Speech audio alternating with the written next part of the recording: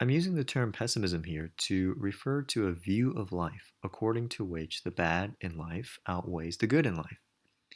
Now, I want to distinguish between what I'm going to call strong pessimism and what I'm going to call weak or modest pessimism. So, by strong pessimism, I mean the view that life is bad all the time. Or to put it in perhaps a weaker form, every day of life is negative overall. Strong optimism is the same view, but optimistic. Namely, it says that every day of life is positive overall. Now, strong optimism seems highly implausible because there are days, I think even most optimists would agree, that are bad overall. Now, this, however, is not a problem for weak or modest optimism. While there are certainly days that are on balance bad, life is good according to this view in the sense that each day has positive expected value or utility. What this basically means is just that the average value of a day over the long run is positive. Weak pessimism, then, is the same view but pessimistic. Life is bad, according to this view, in the sense that the average value of a day over the long run is negative. To use an analogy, a busy park is not one that is busy all the time, that is, every day it's open to the public, but it's busy in terms of long run average busyness, something like this, right? Now, I think it's the modest view that most people roughly have in mind when they say either that life is good or that life is bad. So I'm not here going to be concerned really with what I've called the strong versions of these views, though that's not to say that strong pessimism is necessarily false, but I don't think pessimists have to defend this stronger view. Since the modest version of optimism seems to be the only plausible version of optimism, it seems only fair that these views should meet on a level playing field, so to speak. Now, let me say that neither of these positions claim that the expected goodness or badness of a day will be exactly the same for everyone. Clearly, there are differences in individual circumstances that are relevant, but I don't think this will significantly affect the force of the arguments I'll be considering here. So, what reasons might there be to believe that the expected value of each day is negative? Well, I think a number of relevant considerations help to make the case. But one thing we very quickly notice about the good and bad experiences in life is that they are not equal in a number of important respects. First, pains are generally more intense than pleasures, and one easy way to see this is to imagine and compare the most intense pain and the most intense pleasure. Second, pains can generally, I think, last longer than pleasures.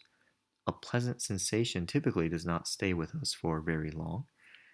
By contrast, the pain from a sore or any kind of physical injury or some psychological wound can last days, sometimes weeks, even months or years. And pain often follows one's recovery, if one recovers at all, in all these cases. Third, we find ourselves having to ward off pain, whereas we generally must seek pleasure. Our natural or default state seems to be one of need, want, deprivation, boredom. And while it is compatible with these points to say that one can, if one is lucky enough, sometimes manage to have a good day on balance, given these disadvantages, it seems reasonable to think that the average value of a day long term is negative. It's also worth repeating here David Hume's challenge, and here I'm paraphrasing. Ask yourself whether you would want to live over again the last 10 or 20 years of your life. I take it what Hume means is relive one's past exactly as it happened.